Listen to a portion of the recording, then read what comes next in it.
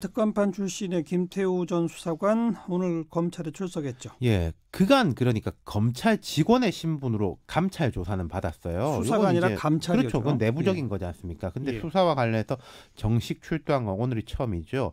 이 수사가 서울 동부지검에서 진행되고 있는데 김 수사관이 오후 1시 16분께 검찰 총사에 도착했습니다. 네, 뭐 기자들 앞에서 뭐 준비된 이야기도 좀 예. 했다고요? 취재진 앞에 서면서 자세한 것은 말씀드리기 힘들고 간략한 심정을 말씀드리겠다 이렇게 말문을 열었는데 10년간 공직 생활을 하면서 위에서 지시하면 그저 열심히 일하는 것이 미덕이라 생각하고 살아왔고 이번 정부에서도 특감반원으로 근무하면서 열심히 임무를 수행해 왔다.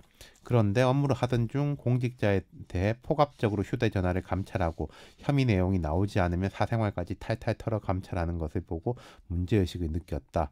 자신들의 측근 비리 첩보를 보고하면 모든 직무를 유기하는 행태를 보고 분노를 금치 못했다. 뭐 자기 정당성에 대한 이제 주장이죠. 그동안 해오던 얘기죠. 그렇죠. 예. 그러면서 1년 반 동안 열심히 근무했지만 이 문제의식을 오랫동안 생각해왔고 이번 일을 계기로 언론에 폭로하게 됐다. 이렇게 설명을 했습니다. 뭐 새로운 폭로는 더 없었습니까 오늘? 있었어요. 어떤 그러니까 거요? 박형철 청와대 반부패 비서관이 최근에 이게 요 김태우 수사관의 주장에 대해서 일일이 이제 반박을 했지 않습니까? 자기 상관이었죠. 그렇죠. 예. 거기에 대해서 박 비서관은 제가 올린 감찰 첩보에 관해 첩보 혐의자가 자신의 고등학교 동문인 것을 알고 직접 전화해 감찰 정보를 누설했다.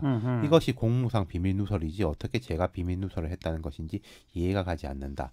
청와대 범죄 행위가 낱낱이 밝혀지길 기대한다. 이렇게 말을 마쳤어요. 예, 예. 뭐 추가로 이야기할 게 있냐 이렇게 기자들이 물어보니까 조사 과정에서 얘기할 것이고 그런 부분이 있으면 추후 말씀드리겠다. 뭐 본인의 비위 때문에 이런 거 아니냐라는 데 대해서는 나중에 말씀드리겠다. 이렇게 조사를 받으러 들어갔어요. 어쨌든 준비된 멘트라고 봐야 되겠죠? 그렇죠. 이게 뭐 즉석에서 이야기한 게 아니라 예. 어휘 선택이라든지 또 팩트, 뭐 박형철 비서관에 대한 이야기를 주장한 것. 그리고 저도 뭐 직접 본 게 아니라 TV 중계를 통해서 봤는데 뭔가 좀 위축된 모습이라기보다는 단단히 준비한 그런 네. 모습이었었어요. 앞으로 어떻게 될 것 같습니까?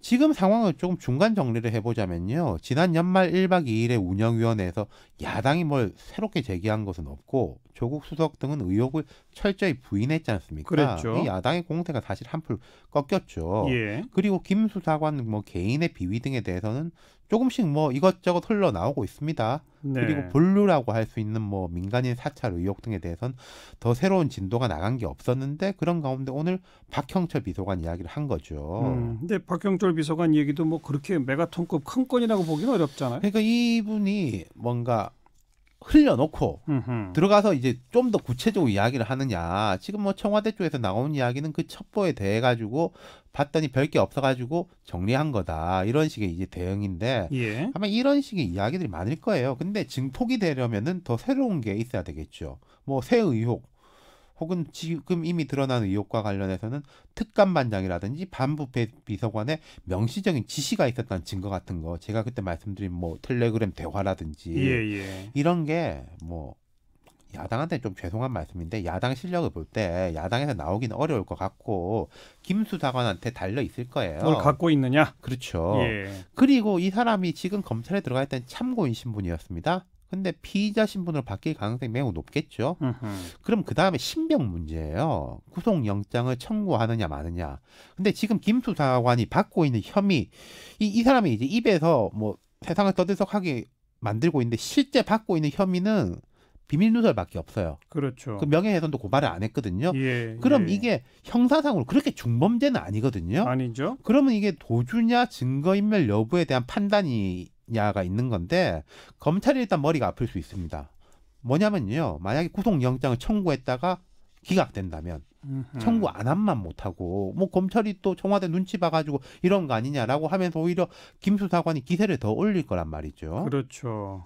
검찰이 구속영장 청구 여부로 골머리를 앓고 있는 상황. 현재는 그런 거죠. 그렇죠. 야당은 뭐 국정조사 특검 얘기 계속 하는 거죠. 그러니까 야당이 그 운영위원회에서 뭔가를 만들었으면요. 약간 여유가 있을 거예요. 국조나 특검 이야기는 천천히 해도 되는 건데 운영위원회에서 뭔가를 내놓지 못하고 성과물을 만들지 못하니까 오히려 더 세게 나가는 형국이거든요.